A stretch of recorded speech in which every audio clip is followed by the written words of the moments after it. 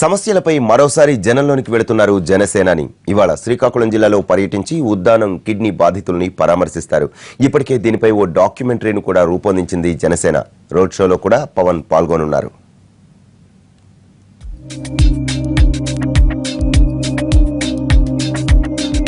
ఇటీవలి కాలంలో వరుసగా సభలు, సమావేశాలు, రోడ్ షోలు నిర్వహించారు పవన్. ఏపీకి ప్రత్యేక హోదాపై గళమెత్తి ప్రశ్నల వర్షం కురిపించారు. అటు ట్విట్టర్ వేదికగా వార్ చేశారు. ఇప్పుడు ఉద్దానం కిడ్నీ బాధితుల తరపున గొంతు వినిపించబోతున్నారు. ఇప్పటికే దీనిపై ట్విట్టర్ ద్వారా కొన్ని విషయాలను పంచుకున్నారు పవన్ కళ్యాణ్. ఉత్తర కోనసీమగా పిలిచే శ్రీకాకుళం జిల్లా ఉద్దానంలో 20 ఏళ్లలో 20,000 మంది కిడ్నీ సంబంధిత వ్యాధులతో ప్రాణాలు పోగొట్టుకున్నారని పవన్ గుర్తు చేశారు. లక్షలాది మంది కిడ్నీ వ్యాధితో బాధపడుతున్నా ప్రభుత్వం పట్టించుకోవడం లేదని విమర్శించారు.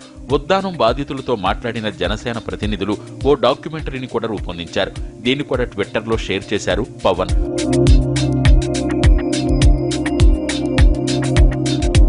నిన్న హైదరాబాద్ నుంచి విశాఖ చేరుకున్న పవన్ కు అభిమానులు, పార్టీ నేతలు ఘన స్వాగతం పలికారు. విశాఖ నుంచి ఇవాళ నేరుగా ఇచ్చాపురం వెళతారు. ఇచ్చాపురంలోని మణికంఠ థియేటర్ సమీపంలో కిడ్నీ బాధితులను కలుస్తారు. వారితో మాట్లాడి సమస్యలు తెలుసుకుంటారు. ఆ తర్వాత రోడ్ షోలో పాల్గొంటారు.